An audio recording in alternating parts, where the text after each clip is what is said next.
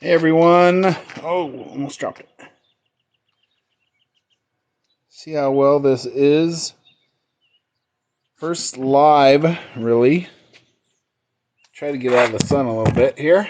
If you want to join me, we are going to talk about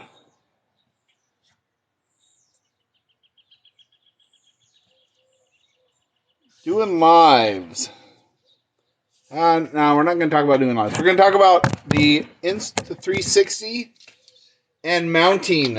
I'll show you some of the ways that I've mounted on my bike and some of the things that you got to know when you're mounting your 360 camera. So if you have any questions, you can put them down in the comments. I will try to answer them as we talk here about the 360 cameras. I have an Insta360 ONE X2, and I'm going to talk to you. Some things have been brought up to me with as far as your mounting, so I wanted to talk to you guys a little bit about that tonight in preparation for the 360 Thursday video that will be coming out this week. So today somebody asked me, they were having problems with the stick showing up. I don't know if you looked at my last my last 360 Thursday, where I showed the camera on my bars here, and I don't know, you can't see my bars there, where I showed the camera on my bars and showed it extended all the way out. Well, I had somebody ask me today why they had their stick in, they could see their stick. And so I wanted to cover that a little bit.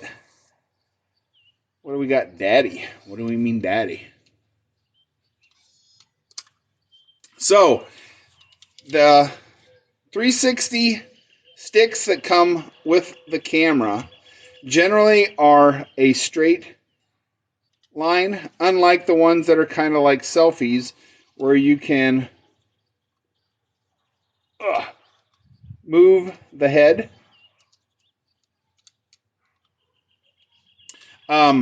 So if you are using a stick like this, the big thing with a 360 camera is the orientation of, hey, what's up, Dinah Chick?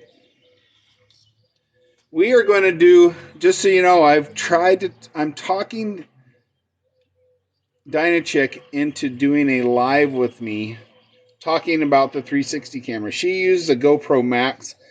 I use the Insta360. But today we want to talk about the mounting aspect. Okay, so if you're using another GoPro, normally you use them like this with a selfie stick, like if you're doing vlogging or whatever. But if you do it like this with one of these cameras, the stick will be in line with your stitch. So what you have to do with one of these cameras is you have to turn it 90 degrees. The only challenge with that is now there's a chance that the stitch line will be in line with your face and it'll smush your face a little bit. So the big thing is to keep your stick in line with your camera, because then in the stitch line between the two cameras on either side, it will get rid of that stick line. So regardless of where you mount it,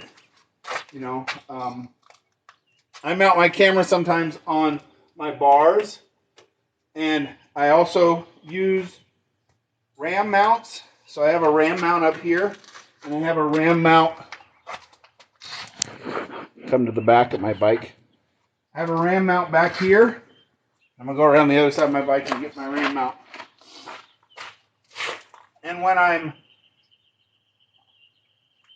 I'm using this, and I put it on the bike, and I have it extended way out, I can put the camera at whatever angle that I want, and as long as I keep the camera in line with the stick, so when I use this straight stick,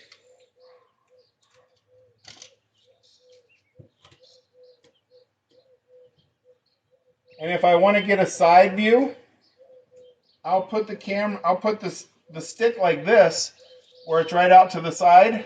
The other thing that I do big time is I make so that my camera is in line like this with the wind, so that I'm not having the wind hit the flat part of the camera, which adds a lot of torque onto it. Thanks, Diane Chick, Sharon. So, I just wanted to share that with regards to when you are mounting 360 cameras. A lot of people mount them on their bars up here. I will show you. I have a GoPro mount, and I will attach either my stick or just my camera onto the GoPro mount up here and put it up here where I have this GoPro camera. I'll put my 360 camera there, but a lot of the time whenever I'm using the camera is I will extend it out a lot further. What's up, Donkey? How you doing, Chris? So I just wanted to share a little bit about that with the 360 camera. If you have any questions about the mounting of your 360 cameras, also, if you didn't know, Insta360 has a sale going on right now. You can get about $50 off of your 360 camera right now. And I want to show you something. Just this last Saturday, we'll see if it shows up with the way the sun is. Just this last Saturday, I had my camera on, I don't know if you can see that. I had my camera on a tripod, and it was kind of windy, and it blew over my tripod and scratched up my lenses. And this is the only bad thing about an Insta360 camera. If you Good to hear, Chris. If you have an Insta360 and your camera's lenses go bad, you have to send it all the way back to, I think it's China, to get them fixed. So buy the extra lens protectors. Don't do like me and jack it up. I'm going to try sanding it down so I don't have to send it back, but I may have to send it back and get new lenses on it. So that is an unfortunate thing. I was using this.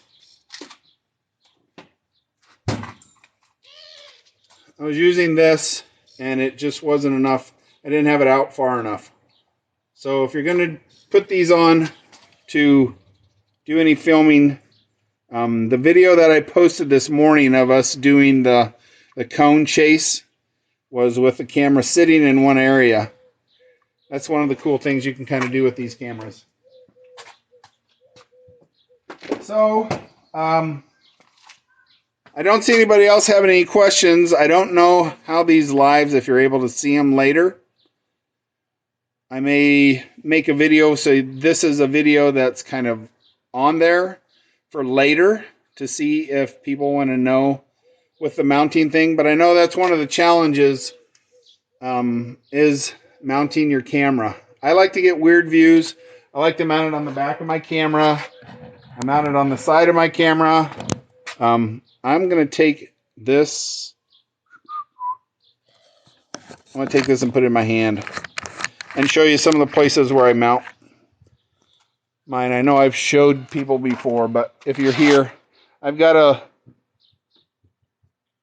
a RAM mount, and I like these RAM mounts because they will stay in a position.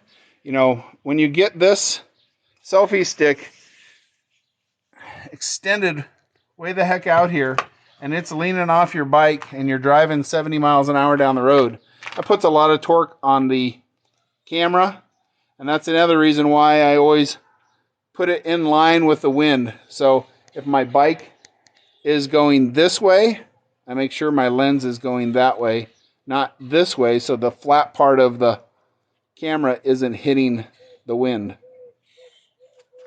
And then I have a mount down here on the front of my forks. And you've probably seen some of my videos where the camera's stuck out like this. I also have used one of these clamp-ons and have a short little extension. I've done some videos with it mounted down there. I have one in the back of my bags, and I use the ram mount on that. I've got some from that, and then I've got one right here in the front of my bag, and I'll do ones like that. I just did a mount with this mount and this, and I'll probably post those in a couple of days. With my GoPro that was mounted down here and was doing some cone work this past weekend and ran the bike into the ground. How do I use audio? So there is a little plug-in that you can go into this. It just fits right into that side of it. And then you can run a wired mic to this. When am I going to come down and ride with you guys? I don't know. From the sounds of it, I got to upgrade my engine before I come ride with you guys. But anyhow, then I'll run the wire out. So the video that is going to come out this Thursday is going to be a 2-part video. And I actually have the camera mounted up here. Extended out about like that. I'll bring my camera over.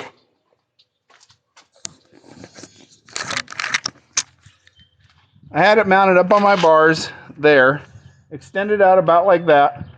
Turned this way. And then I had a wire coming from there up underneath me, up underneath my shirt and into my helmet, because my new modular helmet I don't have wired up.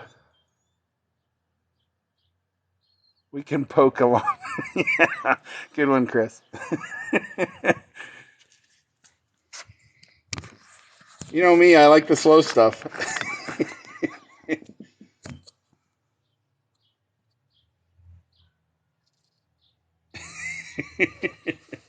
Yeah. We can donkey my bike.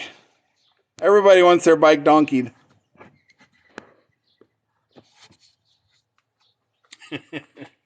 Their bikes, their cars, their trucks. So, and then I ran it into the front of my mic. That's the way I mic. The other way I get audio on my is I have a Tascam that I put on the back of my helmet. I also will occasionally use a GoPro 7 on the front of my helmet and get audio that way. But the best way if you're using the 360 is to hardwire. I haven't ever tried the Bluetooth to that. How the audio, as in, how does it sound? Well, you'd have to go to, if you want to know how the audio sounds coming out of this camera, I'll try and post some of the videos in the future. It does catch some wind, so if it's way out like I have it there, I will catch wind from that. I'll repost a video that I had posted earlier this afternoon, and I was only driving slow, and it caught quite a little bit of wind at times. You know, I think any camera, there was another time we did, I can probably repost that. The first time I used this camera, the GoPro 360 riding I was in Florida and my wife was holding the selfie stick up high like this. And I thought the sound was pretty good that time. You could actually hear there was a sports car behind us. And at one point in the video, you could actually hear the sports car. So that was kind of, but as a whole, if you don't have an external mic on any type of camera, you're going to catch wind noise. Unless you, like if I put the camera,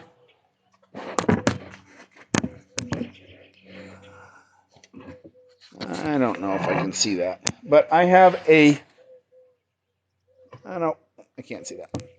I have a GoPro mount here that I will sometimes place the 360 camera on. So I have this, and if I do that, I will place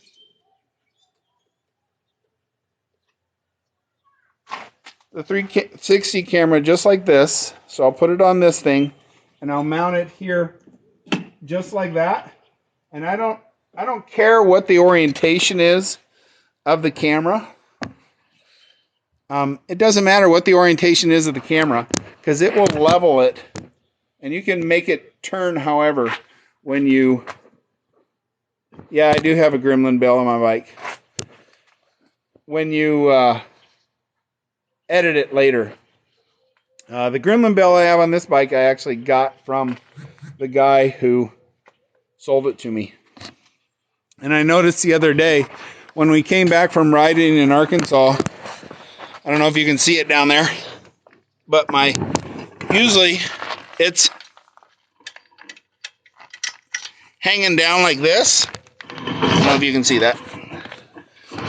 But when we came back from Arkansas, it had wrapped up over that. Usually when I'm doing slow stuff, I can hear it jingling. Ding, ding, ding, ding, ding, ding. All the time. But I wasn't hearing it. And then I figured out what was happening with it. So, again, if you're just here for a short period of time and you want to get, that would have been nice. I don't have one on my Harley Sportster.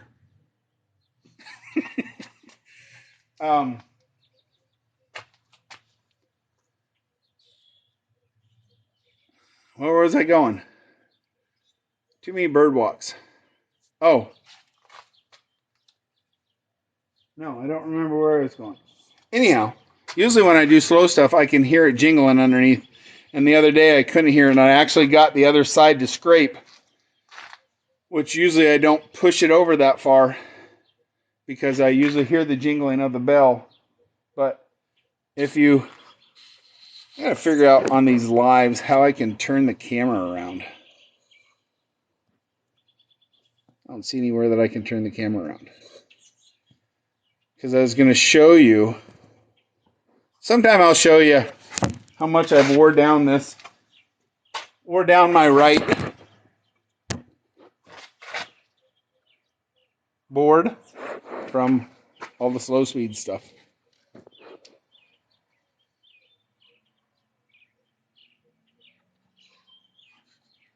I have a couple of YouTube videos that has how to do the slow speed stuff.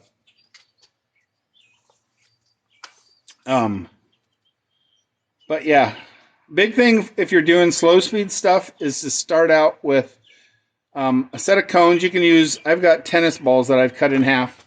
But now I've got, so Dollar Tree has cones like this. You can get them for $1 a piece. Order them on the Dollar Tree website. I'll maybe add that to my Linktree. But you got to be careful because I tossed this one to the other guy when we were laying them out and it cracked on the ground. And these are really light. So we set them all up Saturday and I mean in person, okay. Well, I'm going to bring my cones all the way down to Texas. So that means you have to come up here. Anyhow, so I've got a deal with Dynachick that if I beat her to 10,000 before she gets to 20,000, that I will I've got to deal with her that if I get to 10,000 before she gets to 20,000, I get to choose where we ride together. And then her and Chris have to come there and ride. And if she wins, then I have to come to her and ride. So if you could all help me out and share my stuff so that I can beat her to 10,000 before she gets to 20,000. I'm increasing by hundreds while she's increasing by thousands. And I don't think I'm going to be able to beat her. But that's cheating. It's not cheating. It's called marketing. But anyhow, you can buy these cones in 25, a set of 25, and I got like 98 of them. But we put them out on the road, on the street. You know, we set them out, and then the wind blew, and they don't fall over. They just slide across the ground. So I got to figure out some way. If anybody knows a way to weight these little light cones down, I've thought about putting some stuff in the top, you know, using like plaster in the top, but then they might fall over easier. So I don't know. I'm still thinking through that one.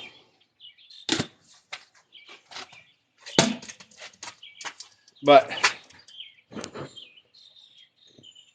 it's like we still got a few people on here. I don't know who y'all are. Let's see. Oh, there. CVOB Rad. Hello, everybody who's here. Anything else you want to say? Anything else you want to know? Good talking to you, Dynachick. So I think I'm going to sign off for now. And thanks for watching this live. You can let me know. Remember, our 360 Thursdays will be coming out. And I have a two-part one this Thursday. So, thanks for joining me here tonight. Hopefully, some of you who had questions about that mounting with the 360 cameras jumped on here.